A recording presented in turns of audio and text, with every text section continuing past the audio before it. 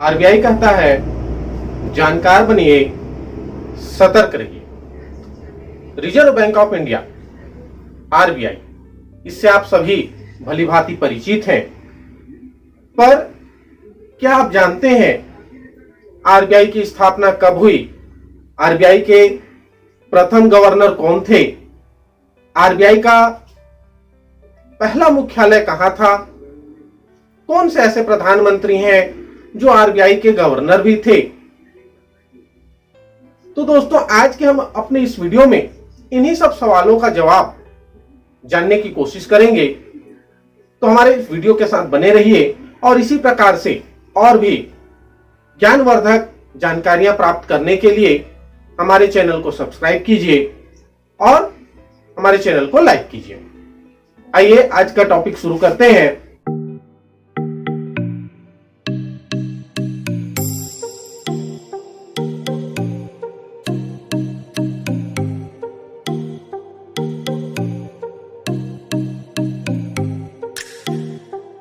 Welcome back to our YouTube channel Vanijya Guru. दोस्तों, RBI जिसका full form है रिजर्व बैंक ऑफ इंडिया, भारतीय Reserve Bank, जिसकी स्थापना 1 अप्रैल 1935 को हुई थी।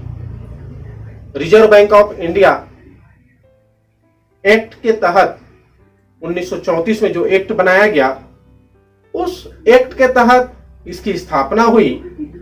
प्रारंभ में यह एक निजी संस्था थी जिसे ब्रिटिश सरकार द्वारा स्थापित किया गया था। बाद में जब 1 जनवरी 1949 को इसका राष्ट्रीयकरण हुआ, उसके बाद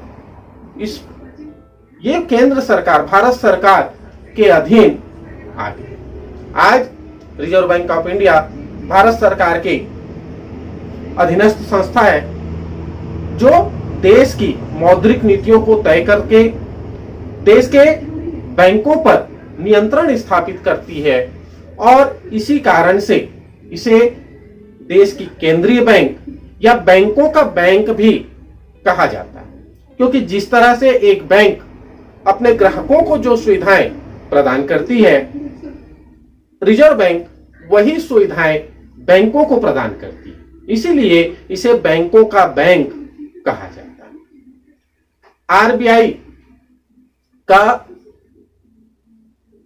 प्रारंभिक मुख्यालय कोलकाता में था, जिसे 1937 में मुंबई शिफ्ट कर दिया गया।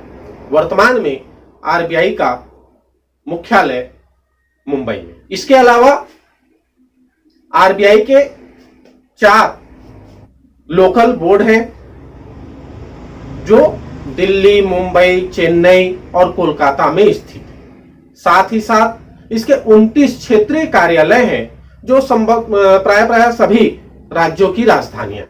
आरबीआई के बोर्ड ऑफ डायरेक्टर्स में 21 व्यक्ति सम्मिलित होते हैं जो सेंट्रल बोर्ड ऑफ डायरेक्टर्स कहलाते हैं। इनकी नियुक्ति भारत सरकार के द्वारा अलग अलग क्षेत्रों से संबंधित व्यक्तियों से की। दोस्तों, क्या आप जानते हैं आरबीआई के प्रथम गवर्नर जो थे वो भारतीय नहीं थे, वो एक विदेशी थे। क्योंकि आरबीआई की स्थापना ब्रिटिश सरकार के अंतर्गत हुई थी, इसलिए इसके प्रथम गवर्नर एक विदेशी सर ऑसबर्न स्मिथ थे। प्रथम भारतीय गवर्नर, इसके जो तीसरे गवर्नर थे वो इसके प्रथम भारतीय गवर्नर बने। श्री सीडी देशमुख आरबीआई के प्रथम भारतीय गवर्नर थे। इससे पूर्व के जो 2 गवर्नर थे वो विदेशी थे। वर्तमान आरबीआई के गवर्नर श्री शक्तिकांत दास जी हैं, जो उर्जित पटेल के स्थान पर नियुक्त हुए। इनके अलावा 4 डिप्टी गवर्नर भी हैं, जिनमें टी रविशंकर, जो हाल ही में श्री कानूनगो के स्थान पर चौथे डिप्टी गवर्नर नियुक्त हुए। इनके अलावा 3 और डिप्टी गवर्नर हैं।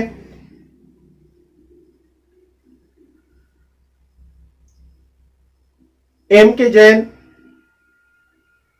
एमडी पात्रा और राजेश्वर राव जी, ये 3 अन्य डिप्टी गवर्नर हैं जो पूर्व से कार्य कर रहे थे और अभी कानूनगो जी जो सेवानिवृत्त हो गए, उनके स्थान पर टी रविशंकर चौथे डिप्टी गवर्नर बने।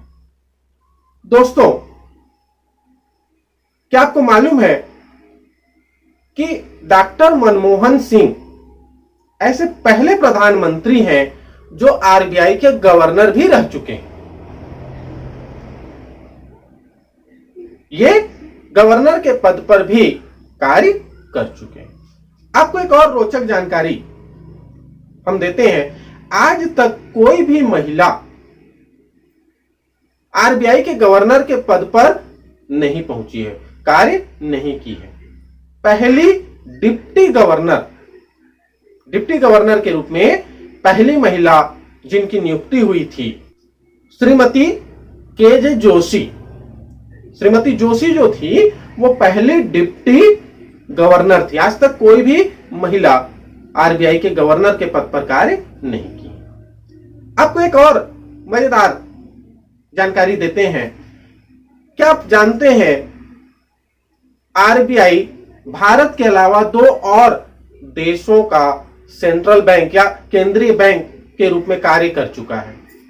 1948 तक पाकिस्तान के केंद्रीय बैंक के रूप में और 1947 तक बर्मा अर्थात म्यांमार के केंद्रीय बैंक के रूप में आरबीआई ने अपनी सेवाएं दी।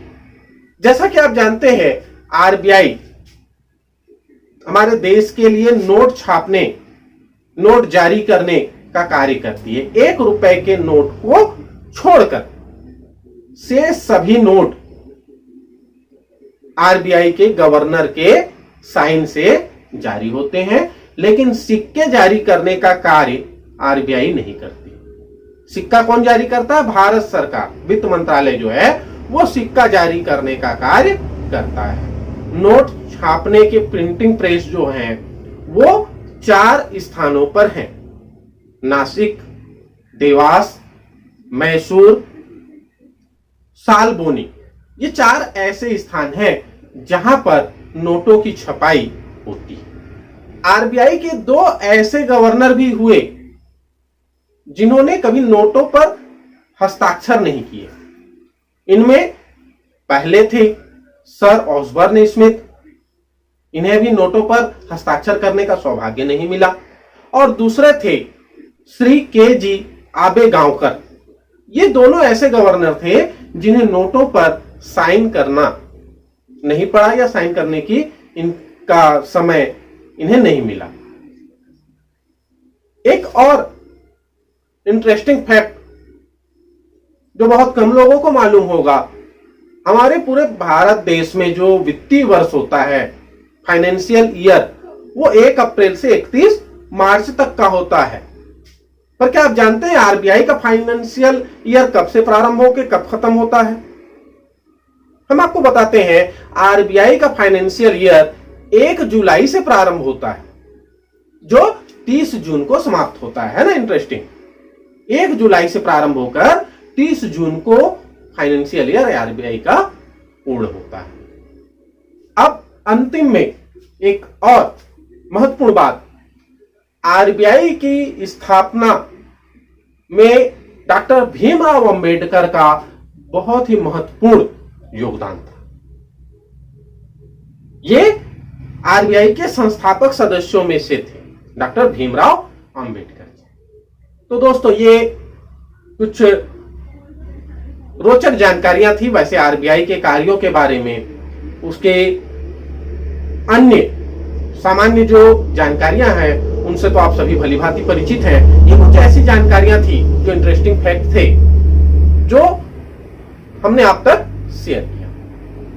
ये जानकारियां, ये सवाल, ये तथ्य अनेक प्रतियोगी परीक्षाओं में, एंट्रेंस एग्जाम में पूछे जाते हैं। तो अगर दोस्तों आपको ये वीडियो अच्छा लगा तो आप कमेंट करके हमें बताइए, ताकि हम आपके लिए और भी इसी प्रकार की रोचक जानकारियां लेकर आते रहें। और आप अपने दोस्तों तक वीडियो को शेयर कीजिए और हमारे चैनल को सब्सक्राइब कीजिए।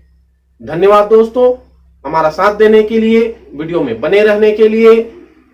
जय हिंद, जय भारत।